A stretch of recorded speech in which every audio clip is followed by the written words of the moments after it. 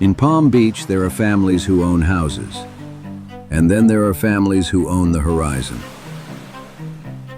In the early 20th century, while most Gilded Age titans craved the spotlight, one man shunned it entirely. Operating in the shadows, he forged a dynasty that quietly became the largest landholders in the state of Florida. They financed airports and massive infrastructure, bankrolled universities, and engineered the very boundaries of the coast. They were not merely inhabitants of paradise, they were its designers, leaving an imprint you can still see today. This is the story of the Phipps family, the invisible architects of Palm Beach. And this is Palm Beach Confidential.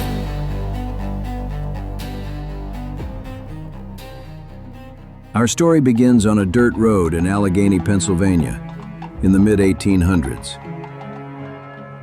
There lived the son of a humble English shoemaker, Henry Phipps, Jr. His next-door neighbor just happened to be a young Andrew Carnegie. As America began rapidly building upward and outward, the two neighbors entered the steel business at exactly the right time. They became known as the Iron Twins. While Carnegie was the fire and the famous face of the operation, Phipps was known simply as the money-getter. He was the disciplined architect of the books. In 1901, they sold their empire to J.P. Morgan. Henry Phipps walked away from the deal with $50 million, the equivalent of a $2 billion war chest today. Instead of spending the windfall, he ensured it would outlast him. He created the Bessemer Trust, a private family office designed strictly to protect and grow that wealth across generations. With his legacy protected, he turned his attention south, to a rugged, isolated stretch of Florida coastline. Relocating the family for the winter was no simple undertaking. They traveled in a private 8-car train, a rolling compound, carrying the family, their staff, and more than 150 Polo ponies. Costing nearly $500,000 in today's money, this annual descent didn't just bring the family to town, it signaled the official opening of the Palm Beach social season. In 1912, Henry Phipps made his first move. He purchased 1,000 feet of raw, untamed oceanfront on the island's north end for just $90,000. It was an isolated frontier, but he intended to civilize it on his own terms. By 1916, the first two family castles rose from the dunes. Designed by F. Burrell Hoffman, Jr., the architect famous for Miami's Vizcaya, he built Heemaw for Hal Phipps and Villa Artemis for Amy Phipps Guest, a trailblazing aviation enthusiast who would later sponsor Amelia Earhart's transatlantic flight. Then, in 1921, came Casa Bendita. J. Phipps commissioned the legendary Addison Mizner to design a sprawling Spanish fortress of coquina and tile. The Phippses were officially anchoring the island. Yet despite the sheer scale of these estates, the family rejected high society's flash. They cultivated what became known as the corduroy and garden glove mystique. They were quiet money, a dynasty that preferred the grit of the polo stables to the glitter of the ballroom. As the 1920s roared, the Phipps shifted from merely owning land to developing it. Operating behind the corporate veil of the Palm Beach Company, they quietly assembled parcels, dictating the island's growth to match their exact standards. In 1924, J. Phipps introduced Phipps Plaza. He gathered the era's Big Four architects: Addison Mizner, Marion Sims Wyeth, Maurice Fatio, and John Traynor, to design an elliptical row that became the island's architectural soul. But their vision wasn't confined to the island. Across the lake, they developed the El Cid neighborhood. They transformed scrub and shoreline into a mainland echo of Palm Beach, filling it with Spanish-style homes, lush courtyards, and signature red tile roofs. Then came Gulfstream. The family didn't just want to build a polo field. They incorporated an entire town to protect it. Mizner was brought in to design the Gulfstream Country Club, and Phipps Field was established, cementing its status as the undisputed polo capital of the world. They had built an unshakable foundation across the coast. It was a position of absolute strength, perfectly timed for the chaos to follow. In late 1928, the deadly Okeechobee hurricane tore through South Florida. A year later, the stock market collapsed.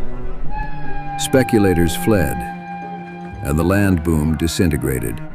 But while the rest of the country retreated, the Phipps advanced. With the Bessemer war chest intact, they began acquiring what others were forced to abandon, including the massive site of the Royal Poinciana Hotel after its demolition. By anchoring the absolute heart of the town, they ensured Palm Beach's future would rest on their land. At their peak, they controlled 1/3 of the entire island. Where there had been swamp, they made ground. They dredged Everglades Island, strictly limiting it to single-family estates to lock out cheap speculation and protect their property values. Their reach extended far beyond Palm Beach. Operating through Bessemer Properties, they quietly financed Miami's ascent.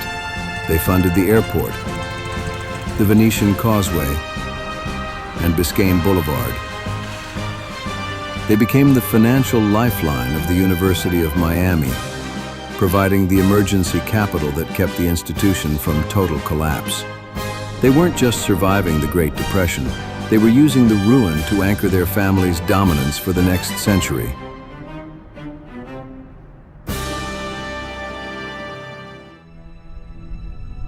By the late 1940s, nature intervened once again. Powerful storms battered the south end of Palm Beach, nearly washing away the narrow coastal road. The town was desperate to move A1A inland, but they faced a hurdle, securing the right-of-way from a fragmented patchwork of landowners. The Phippses saw an opening. As the largest landowners in the district, they rallied support for the relocation. In a 1948 letter to the town council, the family offered a deed to 1,200 feet of prime oceanfront to be used as a park and beach for the people of the town of Palm Beach forever. The park provided the necessary path. By shifting the road west, the family transformed miles of their inaccessible scrub into the island's most valuable developable land. With the new road in place, Bessemer expanded. They dredged millions of tons of sand from the intracoastal, bringing Ibis Isle to life. A private enclave anchored by the public park. The final stretch of the family's Beulah Croker holdings remained at the southernmost tip. In 1961, Michael Phipps commissioned legendary architect Dick Wilson to design the nation's plushest par 3, an 18-hole course carved across these final 30 acres of pristine terrain.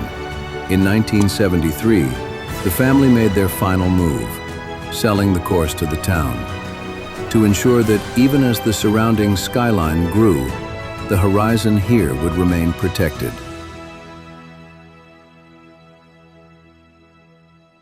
Today, the original North End castles are largely gone. But the Phipps influence is not.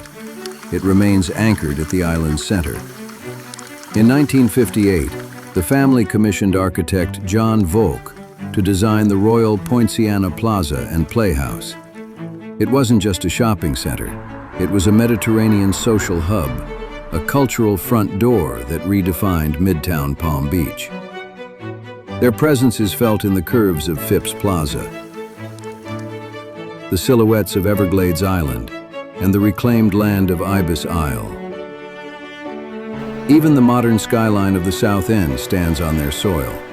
The high-density stretch of Condo Row was built on original Bessemer holdings, unlocked by the road relocation they championed decades ago. As Phipps Ocean Park undergoes a $31 million restoration today, that 1948 vision of public preservation remains the island's pulse. A civic anchor designed to serve the people of Palm Beach in perpetuity. As for Bessemer Trust, the family office born from a steel fortune still remains.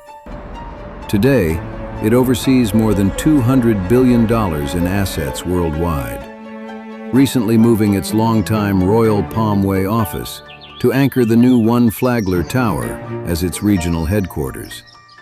It would be a secondary story to even list their work in New York or the industrial empires of Allegheny. To them, Palm Beach was never the whole world. It was simply the world they chose to design. They understood something most fortunes forget. A house is temporary. A skyline changes. But a horizon, if you control enough of it, can outlast generations. And in Palm Beach, the horizon still answers to them. This has been Palm Beach Confidential, where the echoes of the past are still heard today. Be sure to subscribe for more untold stories from the island's hidden history.